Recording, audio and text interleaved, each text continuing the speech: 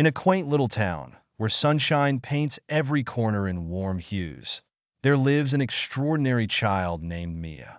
At just 8 years old, Mia holds within her slender hands the power to heal with a touch, move objects with her mind, and speak the silent language of animals. Her gentle nature and unwavering kindness have won the hearts of every inhabitant, as they rely on her gifts for comfort and safety. In the heart of spring, as sunlight dances through the leaves, Mia roams the cobblestone streets, her presence a beacon of hope. The townsfolk watch in admiration as she presses a hand to an elderly man's wound, and miraculously, it vanishes with a warm glow. A young girl, teetering on the edge of an accident, finds herself lifted to safety by an invisible force. A distressed dog, barking helplessly, is calmed by a mere glance from Mia's knowing eyes. Yet life in this town is about to change.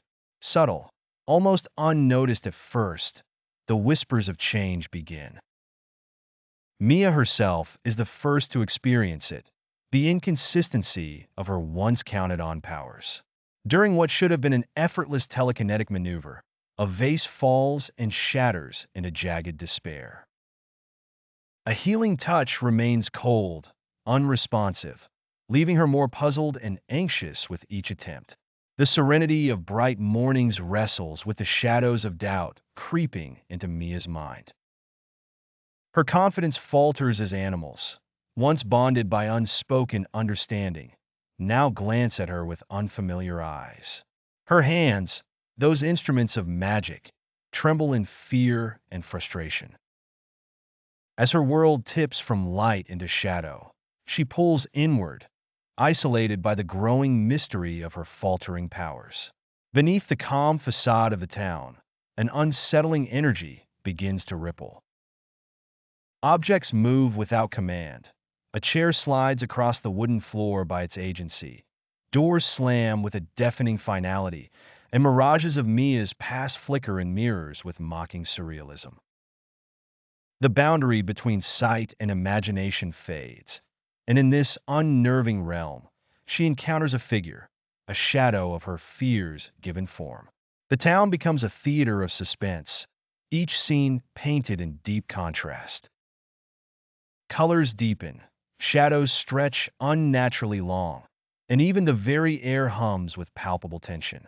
The viewer is gripped in the throes of curiosity and anticipation. Are these changes a sign of Mia's powers sinking into twilight, or is a darker force at play? In the climax of her silent battle, Mia retreats to her darkened room, a sanctuary turned haunted. The phenomena escalate.